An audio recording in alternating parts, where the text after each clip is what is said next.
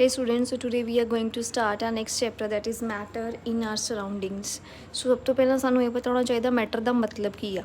Matter ਮਤਲਬ ਵਿਚ occupy space and has ਮਾਸ। ਮਤਲਬ matter ਦਾ ਮਤਲਬ ਹੈ ਕਿ ਜਿਹਦੇ ਕੋਲ ਜੋ ਤਾਂ ਸਪੇਸ ਕਵਰ ਕਰਦਾ ਹੈ ਜਾਂ ਜਿਹਦੇ ਕੋਲ ਕੁਝ ਵੇਟ ਹੈਗਾ ਜਾਂ ਕੁਝ ਮਾਸ ਹੈਗਾ, ਉਹਨੂੰ ਕਹਿੰਦੇ ਆ ਮੈਟਰ। in our surrounding ਮਤਲਬ ਆਲੇ ਦੁਆਲੇ। so this is all about the matter, means matter is defined as that which occupies space and has mass, that is called matter. so ਸਾਡੇ ਕੋਲ next question ਹੈ ਕਿ how small are these particles of matter। ਹੁਣ matter ਦੇ ਵਿੱਚ ਜਿਹੜੇ ਆ particle ਛੋਟੇ ਛੋਟੇ ਪਾਰਟੀਕਲਸ ਹੁੰਦੇ ਆ, ਟਾਈਨੀ ਪਾਰਟੀਕਲਸ ਹੁੰਦੇ ਆ ਜੋ ਕਿ ਇੰਨੇ ਕੁ ਛੋਟੇ ਹੁੰਦੇ ਆ ਨਾ, ਔਰ ਇਹ ਮੈਟਰ ਟੂ ਮੈਟਰ ਵੇਰੀ ਕਰਦੇ ਆ। ਇਫ ਇਟ ਇਜ਼ ਲਿਕੁਇਡ ਤਾਂ ਉਹ ਕਿਸੇ ਹੋਰ ਤਰੀਕੇ ਨਾਲ ਅਰੇਂਜ ਹੋਣਗੇ, ਜੇ ਸੋਲਿਡ ਹੈ ਤਾਂ ਕਿਸੇ ਹੋਰ ਤਰੀਕੇ ਨਾਲ ਅਰੇਂਜ ਹੋਣਗੇ, ਗੈਸ ਹੈ ਤਾਂ ਕਿਸੇ ਹੋਰ ਤਰੀਕੇ ਨਾਲ ਅਰੇਂਜ ਹੋਣਗੇ। ਮੈਟਰ ਟੂ ਮੈਟਰ ਇਹ ਵੇਰੀ ਕਰਦੇ ਆ, ਔਰ ਇਹਨਾਂ ਦਾ ਪਾਰਟੀਕਲ ਸਾਈਜ਼ ਵੀ ਵੇਰੀ ਕਰਦਾ। ਜੇ ਲਿਕੁਇਡ ਆ ਤਾਂ ਲੂਜ਼ਲੀ ਅਰੇਂਜ ਹੋਣਗੇ, ਗੈਸ ਵਿੱਚ ਹੋਰ ਵੀ ਜ਼ਿਆਦਾ ਲੂਜ਼ਲੀ ਅਰੇਂਜ ਹੋਣਗੇ, ਔਰ ਅਗਰ ਸੋਲਿਡ ਆ ਤਾਂ ਉਹਦੇ ਵਿੱਚ ਬਹੁਤ ਟਾਈਟਲੀ ਅਰੇਂਜ ਹੋਣਗੇ। ਹੁਣ ਨੈਕਸਟ ਆ ਗਿਆ ਪਾਰਟੀਕਲ ਮੋਸ਼ਨ। ਪਾਰਟੀਕਲ ਮੋਸ਼ਨ ਇਹ ਹੈ ਕਿ ਇਹ ਵੀ ਮੈਟਰ ਟੂ ਮੈਟਰ ਵੇਰੀ ਕਰਦਾ ਹੈ। ਜੇ ਲਿਕੁਇਡ ਆ ਤਾਂ ਫਰੀਲੀ ਮੂਵ ਕਰਨਗੇ, ਅਗਰ ਸੋਲਿਡ ਆ ਤਾਂ ਬਹੁਤ ਟਾਈਟਲੀ ਪੈਕਡ ਹੋਣਗੇ। ਪਰ ਇਹਨਾਂ ਦੇ ਵਿੱਚ ਜਿਹੜੀਆਂ ਇੰਟਰਮੋਲੀਕੂਲਰ ਫੋਰਸਿਸ ਵੀ ਹੁੰਦੀਆਂ ਜੋ ਮੈਟਰਸ ਨੂੰ, ਜੋ ਪਾਰਟੀਕਲਸ ਨੂੰ ਆਪਸ ਦੇ ਵਿੱਚ ਬਾਈਂਡ ਕਰਕੇ ਰੱਖਦੀਆਂ। ਨੈਕਸਟ ਵੀ ਹੈਵ ਕਿ ਸਾਡਾ ਕੁਐਸਚਨ ਆਉਂਦਾ ਹੈ ਕਿ ਜਦੋਂ ਅਸੀਂ ਅਗਰਬੱਤੀ ਚਲਾਉਂਦੇ ਹਾਂ ਤਾਂ ਉਹਦੀ ਸਮੈਲ ਜਿਹੜੀ ਹੈ ਸਾਰੇ ਪਾਸੇ ਜਾਂਦੀ ਹੈ। ਕਿਉਂ? ਕਿਉਂਕਿ ਇਹ ਜਿਹੜੇ ਜਦੋਂ ਅਸੀਂ ਉਹਨੂੰ ਅਗਰਬੱਤੀ ਨੂੰ ਚਲਾਉਂਦੇ ਹਾਂ ਉਹਨੂੰ ਕਹਿੰਦੇ ਆ ਇਨਸੈਂਸ ਸਟਿਕ। ਜਦੋਂ ਅਸੀਂ ਅਗਰਬੱਤੀ ਨੂੰ ਚਲਾਉਂਦੇ ਹਾਂ ਤਾਂ ਉਹ ਕੀ ਹੁੰਦਾ ਕਿ ਗੈਸ ਉਹਦੇ ਵੇਪਰਸ ਜਿਹੜੇ ਆ ਐਟਮੋਸਫੇਅਰ ਦੇ ਵਿੱਚ ਮੂਵ ਕਰਦੇ ਆ, ਗੈਸੀਅਸ ਸਟੇਟ ਦੇ ਵਿੱਚ ਹੁੰਦੇ ਆ, ਔਰ ਗੈਸੀਅਸ ਸਟੇਟ ਦੇ ਵਿੱਚ ਪਾਰਟੀਕਲਸ ਫਰੀਲੀ ਮੂਵ ਕਰਦੇ ਆ ਫਰੋਮ ਹੇਅਰ ਟੂ ਦੇਅਰ। ਸੋ ਇਸ ਕਰਕੇ ਜਿਹੜੀ ਸਮੈਲ ਹੈ ਸਾਨੂੰ ਕੋਨੇ ਕੋਨੇ ਤੱਕ ਵੀ ਆਉਂਦੀ ਹੈ। ਮਤਲਬ ਅਗਰ ਤੁਸੀਂ ਕਿਸੇ ਕੋਨੇ 'ਚ ਵੀ ਚਲਾਉਂਦੇ ਤਾਂ ਪੂਰੇ ਕਮਰੇ ਦੇ ਵਿੱਚ ਉਹਦੀ ਸਮੈਲ ਫੈਲਦੀ ਹੈ, ਕਿਉਂਕਿ ਉਹ ਕੀ ਕਰਦੀ ਹੈ, ਵੇਪਰਸ ਜਿਹੜੇ ਆ ਉਹ ਗੈਸੀਅਸ ਸਟੇਟ ਦੇ ਵਿੱਚ ਹੁੰਦੇ ਆ ਅਤੇ ਉਹ ਇੰਨੀ ਜ਼ਿਆਦਾ ਫਰੀਲੀ ਮੂਵ ਕਰਦੇ ਆ। ਇਸ ਲਈ ਪਾਰਟੀਕਲ ਮੋਸ਼ਨ ਗੈਸੀਅਸ ਸਟੇਟ 'ਚ ਸਭ ਤੋਂ ਜ਼ਿਆਦਾ ਹੁੰਦਾ ਹੈ। ਇੰਟਰ ਪਾਰਟੀਕਲ ਇੰਟਰੈਕਸ਼ਨ, ਹਰ ਪਾਰਟੀਕਲ ਦੇ ਵਿੱਚ ਆਪਸ ਦੇ ਵਿੱਚ ਅਟੈਚਮੈਂਟ ਹੁੰਦੀ ਹੈ, ਕੋਈ ਨਾ ਕੋਈ ਫੋਰਸ ਹੁੰਦੀ ਆ ਜਿਹਨੂੰ ਅਸੀਂ ਇੰਟਰਮੋਲੀਕੂਲਰ ਫੋਰਸ ਕਹਿੰਦੇ ਹਾਂ, ਇੰਟਰ ਪਾਰਟੀਕਲ ਅਟਰੈਕਸ਼ਨ ਕਹਿੰਦੇ ਹਾਂ। ਇਹ ਜਿਹੜੀਆਂ ਫੋਰਸਿਸ ਹੁੰਦੀਆਂ ਇਹ ਕੀ ਕਰਦੀਆਂ, ਉਹਨਾਂ ਨੂੰ ਬਾਈਂਡ ਕਰਕੇ ਰੱਖਦੀ ਹੈ। ਸਭ ਤੋਂ ਜ਼ਿਆਦਾ ਹੁੰਦੀ ਹੈ ਸੋਲਿਡ ਦੇ ਵਿੱਚ। ਸੋਲਿਡ ਦੇ ਵਿੱਚ ਅਸੀਂ ਅਗਰ ਸਟਰਕਚਰ ਦੇਖੀਏ ਤਾਂ ਇਸ ਤਰੀਕੇ ਦਾ ਸਟਰਕਚਰ ਹੁੰਦਾ ਕਿ ਮਤਲਬ ਕਿ ਹਰ ਪਾਰਟੀਕਲ ਇੱਕ ਦੂਜੇ ਨਾਲ ਪ੍ਰੋਪਰਲੀ ਅਰੇਂਜ ਹੁੰਦਾ ਇੰਨਾ ਟਾਈਟਲੀ। ਇਸ ਕਰਕੇ ਸੋਲਿਡ ਨੂੰ ਤੋੜਨਾ ਵੀ ਔਖਾ ਹੈ। ਗੈਸੀਅਸ ਸਟੇਟ 'ਚ ਉਹ ਇੱਦਾਂ ਹੋਣਗੇ ਕਿਤੇ ਕਿਤੇ, ਔਰ ਲਿਕੁਇਡ ਦੇ ਵਿੱਚ ਵੀ ਉਹ ਇੱਦਾਂ ਕਿਤੇ ਕਿਤੇ ਹੋਣਗੇ। ਸੋ ਇਹ ਆ ਗਈ ਪਾਰਟੀਕਲ ਅਟਰੈਕਸ਼ਨ। ਨੈਕਸਟ ਹੈ effect of temperature on particle motion. Particle motion ਦਾ always increase with rise in temperature. ਜਿੱਦਾਂ ਟੈਂਪਰੇਚਰ ਵਧੇਗਾ ਪਾਰਟੀਕਲ ਮੋਸ਼ਨ ਦਾ ਸਾਈਜ਼ ਵੀ ਪਾਰਟੀਕਲ ਮੋਸ਼ਨ ਦੀ ਜਿਹੜੀ ਸਪੀਡ ਆ ਉਹ ਵੀ ਵੱਧ ਜਾਏਗੀ। ਹੁਣ ਅਸੀਂ ਸਪੋਜ਼ ਕਰੋ ਕਿ ਅਸੀਂ ਕਿਸੇ ਲਿਕੁਇਡ ਨੂੰ ਅਸੀਂ ਕਿਸੇ ਚੀਜ਼ ਵਿੱਚ ਘੋਲਦੇ ਹਾਂ। ਸਪੋਜ਼ ਕੋਈ ਕਲਰ ਲਿਕੁਇਡ ਆ, ਉਹਨੂੰ ਅਸੀਂ ਠੰਡੇ ਪਾਣੀ 'ਚ ਘੋਲਦੇ ਹਾਂ ਤਾਂ ਉਹ ਇੰਨੀ ਜਲਦੀ ਨਹੀਂ ਘੁਲੇਗਾ। ਲੇਕਿਨ ਉਹੀ ਲਿਕੁਇਡ ਨੂੰ ਜਦੋਂ ਅਸੀਂ ਗਰਮ ਪਾਣੀ 'ਚ ਘੋਲਦੇ ਹਾਂ ਤਾਂ ਫਟਾਫਟ ਚੀਜ਼ ਘੁਲ ਜਾਂਦੀ ਹੈ ਔਰ ਆਪਣਾ ਕਲਰ ਦੇ ਦਿੰਦੀ ਹੈ। ਮਤਲਬ ਕਿ ਟੈਂਪਰੇਚਰ ਇਨਕਰੀਜ਼ ਕਰਨ ਦੇ ਨਾਲ ਪਾਰਟੀਕਲ ਮੋਸ਼ਨ ਵੀ ਵੱਧ ਗਿਆ ਹੈ।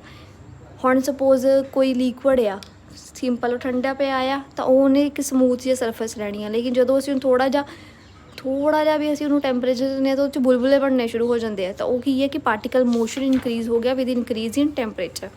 ਹੁਣ ਸਾਡੇ ਕੋਲ ਇੱਥੇ ਇੰਪੋਰਟੈਂਟ ਕਰੈਕਟਰਸ ਆ particular nature. Every matter is made up of particle. ਹਰ ਮੈਟਰ ਜਿਹੜਾ ਉਹ ਪਾਰਟੀਕਲ ਦੇ ਨਾਲ ਬਣਿਆ, ਚਾਹੇ ਸੋਲਿਡ ਜਾਂ ਲਿਕੁਇਡ ਹੈ, ਚਾਹੇ ਗੈਸ ਆ। The particle constituting a matter are very small in size. Yes, they are very small in size. ਉਹਦੇ ਵਿੱਚ empty spaces ਵੀ ਹੁੰਦੀਆਂ ਹੀ ਤਾਂ ਕਿ ਉਹ ਮੂਵ ਕਰ ਸਕਣ। ਪਾਰਟੀਕਲਸ ਆਰ ਨੋਟ ਸਟੇਸ਼ਨਰੀ, ਮਤਲਬ ਕਿ ਉਹ ਖੜੇ ਨਹੀਂ ਰਹਿੰਦੇ, ਉਹ ਮੂਵ ਕਰਦੇ ਹੀ ਰਹਿੰਦੇ ਆ। ਫਿਰ ਉਹਦੇ ਵਿੱਚ ਅਟਰੈਕਟਿਵ ਫੋਰਸਿਸ ਵੀ ਹੁੰਦੀਆਂ ਹੈਗੀਆਂ। ਫਿਰ ਪਾਰਟੀਕਲ ਮੋਸ਼ਨ ਇਨਕਰੀਜ਼ ਕਰਦਾ ਜਦੋਂ ਅਸੀਂ ਟੈਂਪਰੇਚਰ ਵਧਾ ਦਿੰਦੇ ਹਾਂ। ਹੁਣ ਸਟੇਟਸ ਆਫ ਮੈਟਰ ਕੀ ਹੈ? Solid, liquid and gas. Solid state ਦੇ ਵਿੱਚ ਕੀ ਹੈ ਕਿ ਇਹਨਾਂ ਦੀ ਕੋਲ ਫਿਕਸਡ ਸ਼ੇਪ ਹੁੰਦੀ ਹੈ। ਤੁਸੀਂ ਇਹਨੂੰ ਕਿਸੇ ਵੀ ਕੰਟੇਨਰ 'ਚ ਰੱਖ ਦਿਓ, ਇਹਨੇ ਉਹਦੀ ਸ਼ੇਪ ਨਹੀਂ ਲੈਣੀ। ਜੋ ਇਹਦੀ ਸ਼ੇਪ ਸਾਨੂੰ ਕੰਟੇਨਰ ਵੀ ਉਸ ਤਰੀਕੇ ਦੇ ਨਾਲ ਹੀ ਚਾਹੀਦਾ। ਹੁਣ ਸਪੋਜ਼ ਇੱਕ ਰਬਰ ਬੈਂਡ ਹੈ, ਜਦੋਂ ਤੁਸੀਂ ਉਹਨੂੰ ਸਟਰੈਚ ਕਰੀ ਜਾਓਗੇ ਤਾਂ ਵਾਪਸ ਆਪਣੀ ਜਿਹੜੀ ਪੋਜੀਸ਼ਨ 'ਤੇ ਉਹਨੇ ਆਉਣਾ ਹੀ ਹੋਣਾ ਹੈ। ਤਾਂ ਉਹ ਕੀ ਹੈ? ਇੱਕ ਸੋਲਿਡ। ਹੁਣ ਇਹਨਾਂ ਦੇ ਕੋਲ ਆਪਣਾ ਵੋਲਿਊਮ ਹੈ, ਫਿਕਸਡ ਵੋਲਿਊਮ ਹੈ। ਇਹ ਨਹੀਂ ਕਿ ਤੁਸੀਂ ਜਿਹੜੇ ਕੰਟੇਨਰ 'ਚ ਰੱਖੋ ਇਹਨੂੰ ਉੱਥੇ ਰਹਿ ਲੈਣਗੇ, ਨਹੀਂ। ਇਹਨਾਂ ਦੀ ਸ਼ੇਪ ਦੇ ਅਕੋਰਡਿੰਗਲੀ ਹੀ ਕੰਟੇਨਰ ਪ੍ਰੀਪੇਅਰ ਹੁੰਦੇ ਆ। ਹੁਣ ਸੋਲਿਡ ਜਿਹੜੇ ਆ ਬਹੁਤ ਅਸੀਂ ਮੁਸ਼ਕਿਲ ਨਾਲ ਉਹਨੂੰ ਕੰਪਰੈਸ ਕਰ ਸਕਦੇ ਹਾਂ। ਮਤਲਬ ਅਗਰ ਤੁਸੀਂ ਕਿਸੇ ਸੋਲਿਡ ਨੂੰ ਤੋੜਨਾ ਵੀ ਹੈ ਤੁਹਾਨੂੰ ਉਹਦੇ ਲਈ ਵੇਟ ਚਾਹੀਦਾ ਆ। ਕਿਸੇ ਪੱਥਰ ਨੂੰ ਤੁਸੀਂ ਅਗਰ ਤੋੜਨਾ ਆ ਜਾਂ ਉਹਨੂੰ ਕਿਸੇ ਹੋਰ ਸ਼ੇਪ 'ਚ ਚੇਂਜ ਕਰਨਾ ਤਾਂ ਤੁਹਾਨੂੰ ਬਹੁਤ ਹੀ ਜ਼ਿਆਦਾ ਫੋਰਸ ਲਗਾਉਣੀ ਪਏਗੀ। ਲੇਕਿਨ ਜਿਹੜੀ ਸਪੌਂਜ ਹੈ, ਸਪੌਂਜ ਨੂੰ ਤੁਸੀਂ ਜਿਸ ਚੀਜ਼ 'ਚ ਰਬਰ ਦੀ ਸਪੌਂਜ ਹੁੰਦੀ ਨਾ, ਤਾਂ ਤੁਸੀਂ ਉਹਨੂੰ ਪ੍ਰੈਸ ਵੀ ਕਰਦੇ ਆ तो वापस अपनी शेप विच आ जाता है। सो ये है कि सॉलिड दे विच इंटरमोलिकुलर जिहड़ी स्पेसिस है वो वेरी करती है। स्टोन दे विच जिहड़ी स्पेसिस है वो है नहीं, लेकिन स्पॉन्ज दे विच स्पेसिस हैगियां, पर बोथ आर सॉलिड। ये वेरी करता है कि तुसीं हुण उत्ते कितना प्रैशर पा रहे हो और मटीरियल की है, ये भी वेरी करता है। ਹੁਣ ਇਹਨਾਂ ਦੇ ਕੋਲ ਨੈਗਲੀਜੀਬਲ ਕਾਈਨੈਟਿਕ એનર્ਜੀ, ਹੁਣ ਇਹਦੇ ਵਿੱਚ ਪਾਰਟੀਕਲਸ ਇੰਨੇ ਜ਼ਿਆਦਾ ਅਟੈਚ ਹੁੰਦੇ ਆ, ਇੰਨੇ ਜ਼ਿਆਦਾ ਕਲੋਜ਼ਲੀ ਪੈਕਡ ਹੁੰਦੇ ਆ ਕਿ ਇਹਨਾਂ ਦੇ ਵਿੱਚ ਜਿਹੜੀ ਕਾਈਨੈਟਿਕ એનર્ਜੀ ਮਤਲਬ ਜਿਹੜੀ ਪਾਰਟੀਕਲ ਮੋਸ਼ਨ ਆ ਨਾ, ਉਹ ਇੰਨਾ ਜ਼ਿਆਦਾ ਨਹੀਂ ਹੈਗਾ, ਬਿਲਕੁਲ ਹੀ ਨਹੀਂ ਹੈਗਾ। ਹੁਣ ਇਹਨਾਂ ਦੇ ਕੋਲ ਜਿਹੜੀ ਸੋਲਿਡਸ ਦੇ ਕੋਲ ਡਿਫਿਊਜ਼ਨ ਦੀ ਪ੍ਰੋਪਰਟੀ ਉਦੋਂ ਹੁੰਦੀ ਹੈ ਜਦੋਂ ਕਿ ਪਾਰਟੀਕਲ ਜਿਹੜੇ ਆ ਬਹੁਤ ਲੂਜ਼ਲੀ ਅਟੈਚਡ ਹੋਣ, ਬਹੁਤ ਖੁੱਲੇ ਪਏ ਹੋਣ, ਉੱਥੇ ਡਿਫਿਊਜ਼ਨ ਹੁੰਦੀ ਹੈ। ਨੈਕਸਟ ਹੈ ਲਿਕੁਇਡ ਸਟੇਟ ਦੇ ਵਿੱਚ ਕਿ ਇਹਨਾਂ ਦੇ ਕੋਲ ਫਿਕਸਡ ਕੋਈ ਸ਼ੇਪ ਨਹੀਂ ਹੁੰਦੀ, ਜਿਹੜਾ ਕੰਟੇਨਰ 'ਚ ਪਾਓਗੇ ਇਹਨਾਂ ਨੇ ਉਹਦੀ ਸ਼ੇਪ ਲੈ ਲੈਣੀ ਹੈ। ਇਹਨਾਂ ਦਾ ਇੱਕ ਪਾਰਟੀਕੂਲਰ ਵੋਲੀਅਮ ਹੁੰਦਾ, ਕਿੰਨੇ ml ਆ, ਕਿੰਨੇ ਲੀਟਰ ਆ, ਪਾਰਟੀਕੂਲਰ ਵੋਲੀਅਮ ਹੁੰਦਾ 1000 ml ਆ, 100 ml ਆ, ਕਿੰਨਾ ਆ। ਹੁਣ ਇਹਨਾਂ ਦੀ ਕੀ ਫਲੂਇਡਿਟੀ ਹੁੰਦੀ ਆ, ਮਤਲਬ ਕਿ ਫਲੋ ਕਰਦੇ ਆ। ਰਿਜਿਡਿਟੀ ਮਤਲਬ ਕਿ ਇਹ ਕੋਈ ਸਖਤ ਨਹੀਂ ਹੁੰਦੇ। ਹੁਣ ਇਹਨਾਂ ਦੀ ਡੈਂਸਿਟੀ ਜਿਹੜੀ ਆ ਉਹ ਘੱਟ ਹੁੰਦੀ ਹੈ ਸੋਲਿਡਸ ਦੇ ਨਾਲੋਂ। ਲਿਕੁਇਡਸ ਦੀ ਡੈਂਸਿਟੀ ਵੇਰੀ ਅਗਰ ਲਿਕੁਇਡ 'ਚ ਦੇਖੀਏ ਤਾਂ ਲਿਕੁਇਡ ਦੇ ਵਿੱਚ ਡੈਂਸਿਟੀ ਵੇਰੀ ਕਰਦੀ ਹੈ। ਕੁਛ ਲਿਕੁਇਡ ਦੀ ਡੈਂਸਿਟੀ ਬਹੁਤ ਜ਼ਿਆਦਾ ਹੁੰਦੀ ਹੈ, ਕੁਛ ਲਿਕੁਇਡ ਦੀ ਡੈਂਸਿਟੀ ਘੱਟ ਹੁੰਦੀ ਹੈ। ਲੇਕਿਨ ਜਦੋਂ ਅਸੀਂ ਲਿਕੁਇਡਸ ਨੂੰ ਸੋਲਿਡ ਨਾਲ ਕੰਪੇਅਰ ਕਰੀਏ ਤਾਂ ਲਿਕੁਇਡ ਦੀ ਡੈਂਸਿਟੀ ਜਿਹੜੀ ਹੈ ਉਹ ਘੱਟ ਹੁੰਦੀ ਹੈ। ਹੁਣ kinetic energy as compare to solid ਇਹਦੇ ਵਿੱਚ ਜ਼ਿਆਦਾ ਹੁੰਦੀ ਆ। ਹੁਣ ਪਾਰਟੀਕਲ ਜਿਹੜੇ ਆ ਉਹ ਈਜ਼ੀਲੀ ਡਿਫਿਊਜ਼ ਕਰ ਸਕਦੇ ਆ। ਜਿੱਦਾਂ ਮੈਂ ਤੁਹਾਨੂੰ ਪਾਣੀ ਦਾ ਹੀ ਦੱਸਿਆ ਹੈ, ਅਗਰ ਪਾਣੀ ਨੂੰ ਅਸੀਂ ਬੋਇਲ ਕਰਦੇ ਹਾਂ ਤਾਂ ਕੁਛ ਦੇਰ ਬਾਅਦ ਬੁਲਬੁਲੇ ਬਣਨੇ ਸ਼ੁਰੂ ਹੋ ਜਾਂਦੇ ਆ ਔਰ ਉਹ ਹੌਲੀ ਵੇਪਰ ਸਟੇਜ 'ਚ ਜਾਣਾ ਸ਼ੁਰੂ ਕਰ ਦਿੰਦਾ ਹੈ। ਤਾਂ ਮਤਲਬ ਉਹ ਡਿਫਿਊਜ਼ ਕਰ ਸਕਦਾ ਆ। ਤੁਸੀਂ ਅਗਰ ਸਪੋਜ਼ ਕਰੋ ਕੋਈ ਵੀ ਚੀਜ਼ ਲੈ ਲੈਂਦੇ, ਅਗਰ ਪਾਣੀ ਆ ਉਹਦੇ ਵਿੱਚ ਤੁਸੀਂ ਕੁਛ ਅਰੋਮਾ ਵਾਲਾ ਪਾ ਦਿੰਦੇ ਹੋ, ਸਪੋਜ਼ ਤੁਸੀਂ ਔਰੇਂਜ ਆਇਲ ਪਾ ਦਿੰਦੇ ਆ ਜਾਂ ਨਿੰਮ ਦਾ ਪਾਣੀ ਪਾ ਦਿੰਦੇ ਆ, ਤਾਂ ਕੁਛ ਦੇਰ ਬਾਅਦ ਉਹ ਆਪਣੀ ਸਮੈਲ ਛੱਡੇਗਾ। ਤਾਂ ਉਹ ਕੀ ਹੈ, ਡਿਫਿਊਜ਼ਨ। ਮਤਲਬ ਕਿ ਉਹਨੂੰ ਜੋ ਅਸੀਂ ਬੋਇਲ ਕਰਦੇ ਹਾਂ ਤਾਂ ਉਹ ਆਪਣੀ ਸਮੈਲ ਦਿੰਦਾ ਹੈ। ਤਾਂ ਉਹ ਕੀ ਹੈ ਕਿ ਇਹ ਡਿਫਿਊਜ਼ ਕਰਦੇ ਆ ਕੌਣ, ਲਿਕੁਇਡਸ। ਨੈਕਸਟ ਹੈ ਗੈਸੀਅਸ ਸਟੇਟ ਦੇ ਕੋਲ ਫਿਕਸ ਵੋਲੀਅਮ ਨਹੀਂ ਹੈ, ਅਸੀਂ ਇਹਨੂੰ ਮਤਲਬ ਇੱਦਾਂ ਰੱਖ ਨਹੀਂ ਸਕਦੇ। ਨੈਕਸਟ ਵੀ ਹੈ ਉਹਨਾਂ ਦੀ ਮੈਕਸੀਮਮ ਫਲੂਇਡਿਟੀ ਹੈ ਅਤੇ ਲੀਸਟ ਰਿਜਿਡਿਟੀ ਹੈ, ਮਤਲਬ ਉਹ ਈਜ਼ੀਲੀ ਫਲੋ ਕਰਦੇ ਆ। ਅਗਰ ਤੁਸੀਂ ਇੱਕ ਬੈਲੂਨ ਲੈਂਦੇ ਆ, ਉਹਦੇ ਵਿੱਚ ਤੁਸੀਂ ਅਗਰ ਕੁਛ ਪਾਉਂਦੇ ਆ, ਬੈਲੂਨ ਦੇ ਵਿੱਚ ਹਵਾ ਹੁੰਦੀ ਹੈ, ਅਗਰ ਤੁਸੀਂ ਜਿੰਨੀ ਨਿਕਾਲੀ ਜਾਓਗੇ ਉਹ ਉਨੀ ਜਲਦੀ ਰਿਲੀਜ਼ ਹੋਏਗੀ। ਪਿਚਕਾਰੀ 'ਚ ਵੀ ਹਵਾ ਭਰਦੇ ਆ ਤਾਂ ਉਹ ਹੌਲੀ ਜਿਹੜੀ ਉਹ ਨਿਕਲਣੀ ਸ਼ੁਰੂ ਹੋ ਜਾਂਦੀ ਹੈ ਅਗਰ ਤੁਸੀਂ ਉਹਨੂੰ ਪ੍ਰੈਸ ਕਰਦੇ ਹੋ। ਤਾਂ ਮਤਲਬ ਇਹਨਾਂ ਦੀ ਫਲੂਇਡਿਟੀ ਜਿਹੜੀ ਮੈਕਸੀਮਮ ਹੈ। They do not keep their volume and highly compressible. ਤੁਸੀਂ ਹੁਣ ਕੋਈ ਵੀ ਪਿਚਕਾਰੀ ਲੈਂਦੇ ਆ, ਉਹਦੇ ਵਿੱਚ ਜਿੰਨਾ ਤੁਸੀਂ ਹਵਾ ਭਰਨਾ ਚਾਹੋ ਭਰ ਸਕਦੇ ਆ। ਹਾਈਲੀ ਕੰਪਰੈਸੀਬਲ ਆ। ਜਿੱਦਾਂ ਬੈਲੂਨ ਦੇ ਵਿੱਚ ਵੀ ਤੁਸੀਂ ਹਵਾ ਭਰ ਸਕਦੇ ਆ, ਉਹ ਵੀ ਕੰਪਰੈਸੀਬਲ ਆ। ਅਗਰ ਤੁਸੀਂ ਉਹਨੂੰ ਪ੍ਰੈਸ ਵੀ ਕਰਦੇ ਹੋ, ਬੈਲੂਨ ਭਰ ਕੇ ਉਹਨੂੰ ਤੁਸੀਂ ਪ੍ਰੈਸ ਵੀ ਕਰਦੇ ਹੋ ਤਾਂ ਈਜ਼ੀਲੀ ਪ੍ਰੈਸ ਹੋ ਜਾਂਦਾ, ਦੈਟ ਇਜ਼ ਹਾਈਲੀ ਕੰਪਰੈਸੀਬਲ। ਉਹ ਇਹ ਨਹੀਂ ਹੈ ਕਿ ਉਹਦੇ ਵਿੱਚ ਹਵਾ ਆਇਆ ਤਾਂ ਮਤਲਬ ਉਹ ਉੱਦਾਂ ਹੀ ਰਹੇਗਾ, ਨਹੀਂ। ਉਹ ਤੁਸੀਂ ਕੰਪਰੈਸ ਕਰਦੇ ਆ ਤਾਂ ਕੰਪਰੈਸ ਹੋ ਜਾਂਦਾ ਹੈ। Next we have gases are light. Yes they are light, ਕਿਉਂਕਿ ਤੁਸੀਂ ਬੈਲੂਨ ਦੇ ਵਿੱਚ ਭਰਦੇ ਆ ਤਾਂ ਉਹਨਾਂ ਦਾ ਕੁਛ ਇੰਨਾ ਵੇਟ ਨਹੀਂ ਹੁੰਦਾ। ਕਾਈਨੈਟਿਕ એનર્ਜੀ ਜਿਹੜੀ ਹੈ ਬਹੁਤ ਜ਼ਿਆਦਾ ਹੁੰਦੀ ਹੈ, ਜਿੱਦਾਂ ਮੈਂ ਪਹਿਲਾਂ ਅਗਰਬੱਤੀ ਦੀ ਐਗਜ਼ਾਮਪਲ ਦਿੱਤੀ ਆ ਉਸੇ ਤਰ੍ਹਾਂ ਹੀ ਹੈ। ਹੁਣ ਇਹਨਾਂ ਦੇ ਵਿੱਚ ਪ੍ਰੈਸ਼ਰ ਵੀ ਹੈ। ਜਦੋਂ ਅਸੀਂ ਪਿਚਕਾਰੀ 'ਚ ਭਰਦੇ ਆ ਤਾਂ ਉਹ ਪ੍ਰੈਸ਼ਰ ਦੇ ਨਾਲ ਹੀ ਅਸੀਂ ਹਵਾ ਜਿਹੜੀ ਰਿਲੀਜ਼ ਕਰਦੇ ਆ। ਈਵਨ ਕਿ ਇੰਜੈਕਸ਼ਨ ਦੇ ਵਿੱਚ ਵੀ ਸਲਾਈਟਲੀ ਜਿਹੜਾ ਥੋੜ੍ਹਾ ਅਮਾਊਂਟ ਦਾ ਪ੍ਰੈਸ਼ਰ ਹੁੰਦਾ ਆ। ਹੁਣ ਇਹ ਬਹੁਤ ਜਲਦੀ ਡਿਫਿਊਜ਼ ਕਰਦੇ ਆ। ਓਬਵੀਅਸਲੀ ਗੈਸਿਸ ਜਿਹੜੀਆਂ ਫਰੀਲੀ ਆ, ਇਸ ਕਰਕੇ ਇਹ ਬਹੁਤ ਜਲਦੀ ਬਹੁਤ ਤੇਜ਼ ਡਿਫਿਊਜ਼ ਕਰਨਗੀਆਂ। ਹੁਣ ਇਹਦੇ ਵਿੱਚ ਸਾਡੇ ਕੋਲ ਪ੍ਰੋਪਰਟੀ ਹੈ ਇਹਨਾਂ ਦੀ। Inter particle spaces very small particles are closely packed, comparatively large particles are loosely packed. Interparticle forces strong ਆ, ਵੀਕ ਆ, ਇਹਦੇ 'ਚ ਵੀਕ ਆ। ਨੇਚਰ ਜਿਹੜੀ ਆ very hard and rigid, fluid, highly fluid.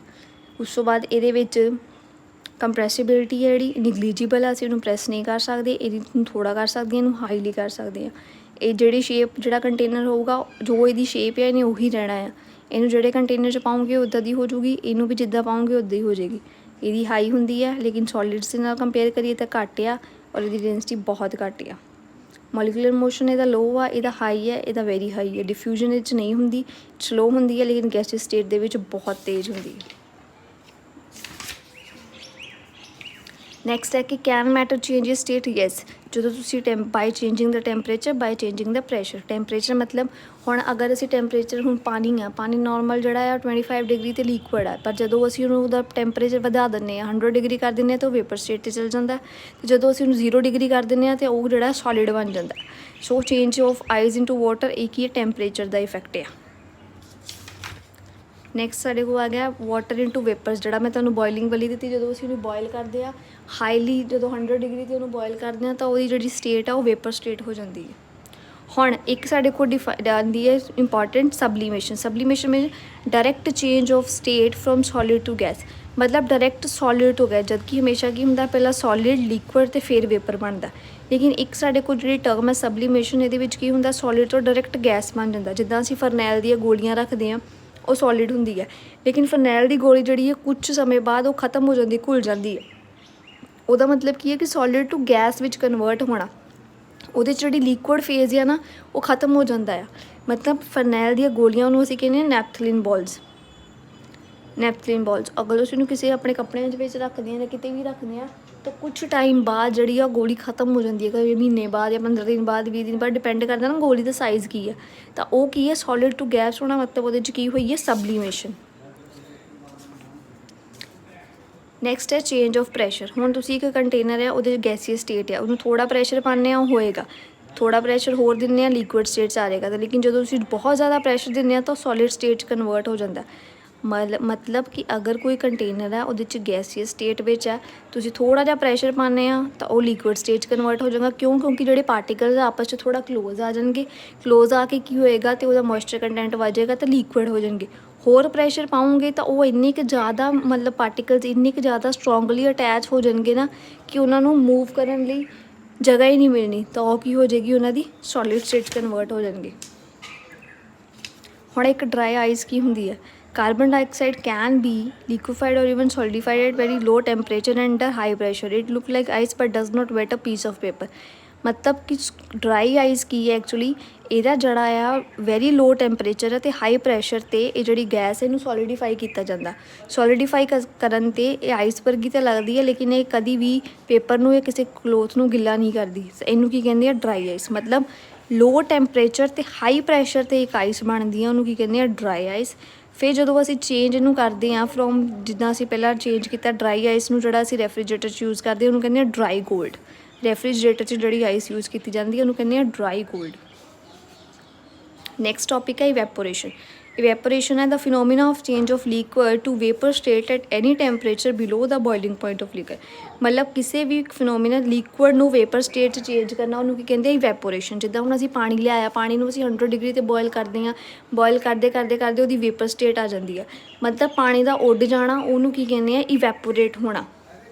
ਹੁਣ ਇਹਦੇ ਇਫੈਕਟਿਵ ਵੈਪੋਰੇਸ਼ਨ ਦੇ ਸਰਫੇਸ ਏਰੀਆ ਅਵੇਲੇਬਲ ਫॉर ਵੈਪੋਰੇਸ਼ਨ। ਹੁਣ ਜਿੰਨਾ ਜ਼ਿਆਦਾ ਸਰਫੇਸ ਏਰੀਆ ਹੋਊਗਾ ਲਿਕੁਇਡ ਦਾ ਜਿਹੜਾ ਆ ਮੋਰ ਇਵੈਪੋਰੇਸ਼ਨ ਹੋਊਗੀ। ਜਿੰਨਾ ਜ਼ਿਆਦਾ ਸਰਫੇਸ ਏਰੀਆ ਉਨੀ ਜ਼ਿਆਦਾ ਇਵੈਪੋਰੇਸ਼ਨ ਹੋਊਗੀ। ਹੁਣ ਇਨਕਰੀਜ਼ ਇਨ ਟੈਂਪਰੇਚਰ, ਜਦੋਂ ਅਸੀਂ ਟੈਂਪਰੇਚਰ ਇਨਕਰੀਜ਼ ਕਰਦੇ ਹਾਂ, greater tendency to change to the vapor state as a result of evaporation become fast। ਜਿੰਨੀ ਜ਼ਿਆਦਾ ਜਦੋਂ ਅਸੀਂ ਟੈਂਪਰੇਚਰ ਨੂੰ ਚੇਂਜ ਕਰਾਂਗੇ ਇਵੈਪੋਰੇਸ਼ਨ ਉਨੀ ਹੀ ਜ਼ਿਆਦਾ ਹੋਊਗੀ। ਡਿਕਰੀਜ਼ ਆਫ ਹਿਊਮਿਡਿਟੀ, ਮਤਲਬ ਅਸੀਂ ਕੀ ਦੇਖਦੇ ਹਾਂ ਕਿ ਸਰਦੀਆਂ ਦੇ ਵਿੱਚ ਜਾਂ ਗਰਮੀਆਂ ਦੇ ਵਿੱਚ ਜਦੋਂ ਹਿਊਮਿਡਿਟੀ ਦਾ ਇਫੈਕਟ ਹੁੰਦਾ ਆ, ਹਿਊਮਿਡਿਟੀ ਜਿਹੜੀ ਸਮਰਸ ਦੇ ਵਿੱਚ ਜ਼ਿਆਦਾ ਹੁੰਦੀ ਹੈ ਕਿਉਂਕਿ ਹੌਟ ਏਅਰ ਹੁੰਦੀ ਹੈ, ਅਤੇ ਹਿਊਮਿਡਿਟੀ ਜਿਹੜੀ ਹੈ ਵਿੰਟਰਸ ਦੇ ਵਿੱਚ ਘੱਟ ਹੁੰਦੀ ਹੈ ਕਿਉਂਕਿ ਕੋਲਡ ਏਅਰ ਕਰਕੇ ਜਿਹੜੇ ਉਹ ਵੈਪਰਸ ਆ ਉਹਨੂੰ ਹੋਲਡ ਨਹੀਂ ਕਰ ਸਕਦੇ। ਇਸ ਕਰਕੇ ਗਰਮੀਆਂ ਦੇ ਵਿੱਚ ਸਾਨੂੰ ਗਰਮੀ ਜ਼ਿਆਦਾ ਲੱਗਦੀ ਹੈ, ਕਿਉਂਕਿ ਗਰਮੀਆਂ 'ਚ ਸਾਨੂੰ ਗਰਮੀ ਇਸ ਕਰਕੇ ਜ਼ਿਆਦਾ ਲੱਗਦੀ ਹੈ ਕਿਉਂਕਿ ਏਅਰ ਦੀ ਟੈਂਡੈਂਸੀ ਹੈ ਕਿ ਟੈਂਪਰੇਚਰ ਨੂੰ ਮੇਨਟੇਨ ਰੱਖਣਾ। ਸੋ ਉਹ ਗਰਮੀਆਂ ਦੇ ਵਿੱਚ ਬਹੁਤ ਜ਼ਿਆਦਾ ਹਿਊਮਿਡਿਟੀ ਹੁੰਦੀ ਹੈ ਅਤੇ ਉਹਨੂੰ ਜਿਹੜੀ ਆ ਏਅਰ ਨੂੰ ਮੈਕਸੀਮਮ ਵਾਟਰ ਵੇਪਰ ਚਾਹੀਦੀ ਹੈ, ਲੇਕਿਨ ਉਹ ਨਾ ਹੋਣ ਦੇ ਕਰਕੇ ਉਹ ਇਸ ਕਰਕੇ ਜਿਹੜੀ ਸਾਡੀ ਗਰਮੀਆਂ 'ਚ ਪਸੀਨਾ ਆਇਆ ਹੁੰਦਾ ਉਹਨੂੰ ਐਬਜ਼ਰਵ ਨਹੀਂ ਕਰਦੇ।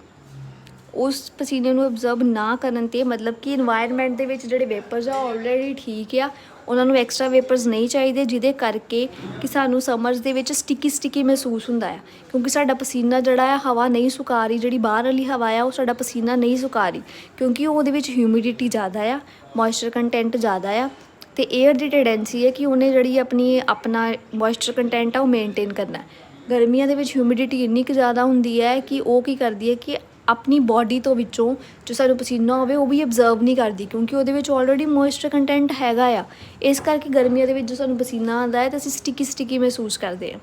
ਸੋ ਉਹਦਾ ਕਾਰਨ ਕੀ ਹੈ, ਜਦੋਂ ਹਿਊਮਿਡਿਟੀ ਘੱਟ ਜਾਂਦੀ ਹੈ, ਹਿਊਮਿਡਿਟੀ ਘਟਣ ਦੇ ਨਾਲ amount of vapour in air is already high, there is evaporation decrease. ਜਦੋਂ ਹਿਊਮਿਡਿਟੀ ਘੱਟ ਜਾਏ ਤਾਂ ਵੈਪੋਰੇਸ਼ਨ ਵੀ ਡਿਕਰੀਜ਼ ਹੋ ਜਾਂਦੀ ਹੈ। ਹੁਣ ਜਦੋਂ ਵਿੰਡ ਤੇਜ਼ ਚੱਲੇਗੀ ਤਾਂ ਵੈਪੋਰੇਸ਼ਨ ਓਬਵੀਅਸਲੀ ਜਿਹੜੀ ਹੈ ਫਾਸਟ ਹੋਏਗੀ।